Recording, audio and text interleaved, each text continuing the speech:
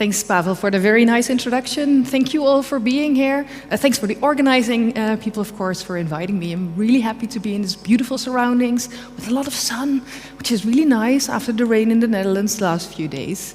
And yeah, as Pavel was saying, I really want to talk to you guys about engagement, about going beyond usage. I also want to kind of change the narrative that we're doing. A lot of us, and I'll go to the next slide immediately, because I think, at least in digital mental health especially, we've been really trained to ask, does it work? We create an intervention, and I think that's also a lot of people here, the more HCI-oriented people. We're creating very interesting interventions, and then we're seeing, does it work? And that's amazing, of course, because we need to have these digital health interventions. We need to have something that works. We need to help people. We really want to go towards that area that we can really influence the lives of people. And that's amazing. But today, I really want to talk to you guys about that might not be the only thing anymore, that we're kind of, as a field, ready to move forward to kind of beyond the does it work part. So really about asking better questions, other questions, additional questions. So I really hope to take you along on the journey that I took within the field.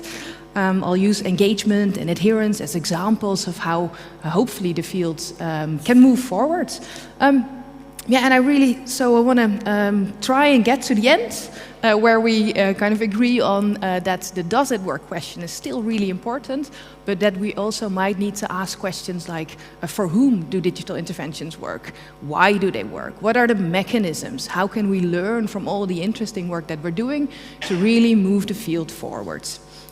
And just as a starting point, I'm sure you've all done a lot of research, or you're working on different kind of digital health interventions, or e-health platforms for aging and for all the different fields that you're working with.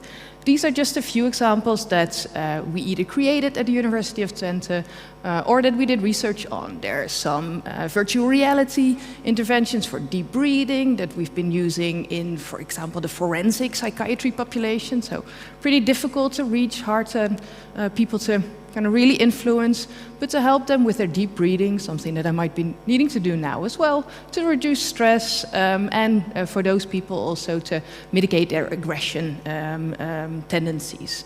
There's a few more standard interventions here on the slide, an older web-based intervention that we have so many of within the digital mental health fields, modules with psychoeducation,